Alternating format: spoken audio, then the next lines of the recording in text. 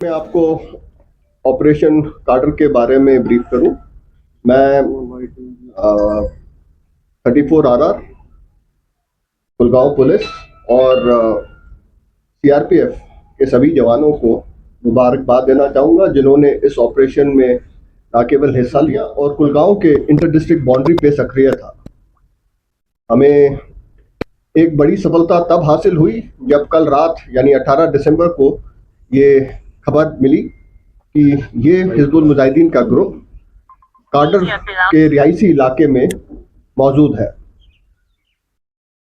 भारतीय सेना, Jammu and Kashmir police और CRPF ने मिलकर एक जॉइंट प्लानिंग बनाई और ऑपरेशन को लॉन्च किया।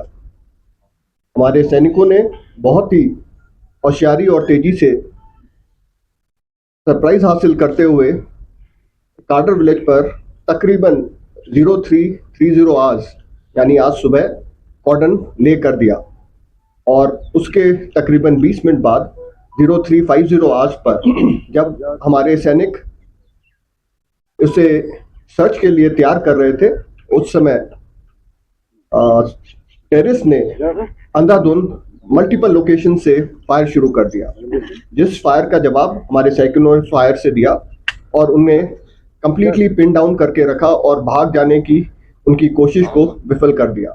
इसके बाद आम जनता की सेफ्टी को महत्व देते हुए उन्हें सुरक्षा पूर्वक एक सुरक्षित स्थान पर इवैक्यूएट किया गया और उसके बाद बहुत ही सहनशीलता और करेज का उदाहरण देते हुए इस ऑपरेशन को 6 घंटे के अंदर अंजाम दिया।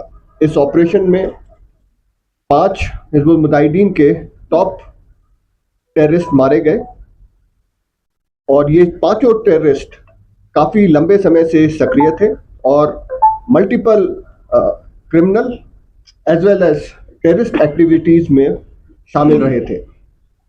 इसमें फारूक अहमद भट्ट जो कि चकदसंत इलाके का है और उसने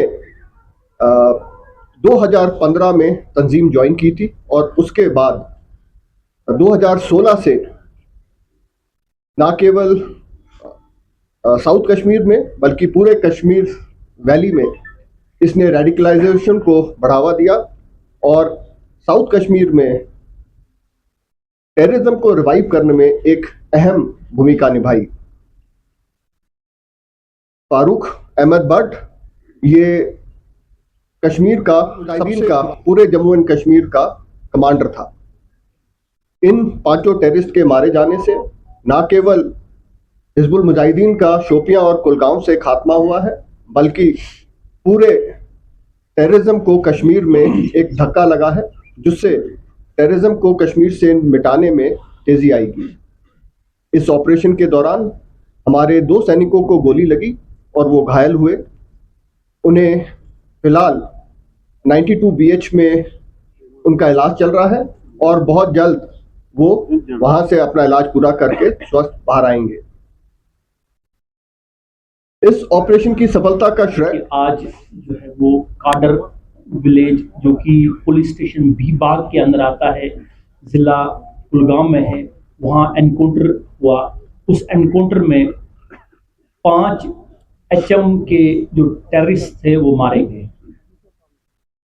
ये जो टेररिस्ट थे ये 5 के 5 जिनका जो नाम है फारूक अहमद भट्ट, मुश्ताक अहमद इतू, इरफान याकूब, आदिल हजाम और यासिर जावेद जो है, ये पांचों के पांचों जो टेररिस्ट थे जिला कुलगाम के रिहायशी पजीर थे, वहाँ के रहने वाले थे। इनमें फारूक अहमद भट्ट जो है वो 2015 से जो है उस एक्टिव था। 2015 में उसने टेररिस्ट रिंग्स ज्वाइन की। इसी तरह से मुश्ताक अहमद इतू जो है वो 2020 से जो है वो दहशतगर्द कार्रवाइयों में शामिल था और उसने भी HM कार्टर जो है वो 2020 में ज्वाइन किया। ये जितने भी टेररिस्ट थे बहुत सारी FIR में इनकी इन्वॉल्वमेंट थी, बहुत ज़्यादा टेररिस्ट इनिशिएटेड एक्टिविटीज में उनकी इन्वॉल्वमेंट थी। मैं अगर बताता चलूं कि इसमें जो फारूक अहमद भट्ट है वो उसके खिलाफ 37 FIRs हैं डिफरेंट पुलिस स्टेशन में, जिससे आपको अंदाजा लगेगा कि वो कितना जो टेररिस्ट था उसकी इन्वॉल्वमेंट और हाउ डेंजरस ही वाज। ये जो एनकाउंटर था ये जॉइंट ऑपरेशन था 34RR कुलगाम पुलिस और CRPF का। इनकी एक्टिविटीज जो थी कई महीनों से, जिस तरह से ब्रिगेडियर साहब ने कहा कि कुलगाम और शुपियां के इलाके में थी, और सिक्योरिटी फोर्सेस जो है वो पिछले कई हफ्तों से इस एरिया पे नज़र रखे हुए थे। और कल शाम को जो है वो कामयाबी मिली, जिसके तहत एक जॉइंट ऑपरेशन लॉन्च किया गया। और जॉइंट ऑपरेशन के तहत जो है वो 5 जो है ये दहशतगर्द जो थे वो काडर जो है वो विलेज में जो है वो उनका जो मूवमेंट था वहाँ पे कार्डिनेट सर्च हुआ, और उसके बाद जो है वो एनकाउंटर जो है वहाँ स्टार्ट हो गया। ये एनकाउंटर जो है 5 से 6 घंटे में जो है वो का शामिल था, और ये 5 घंटों में 5 के 5 जो है वो HM के जो टेररिस्ट थे वो मारे गए।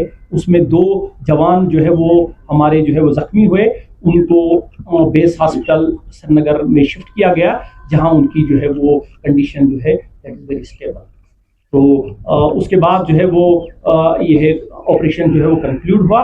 जिस तरह से मैंने पहले भी आपको बताया था कि ऑपरेशन के कंक्लूड होने के बाद हम आपको डिटेल दे देंगे। Thank you sir.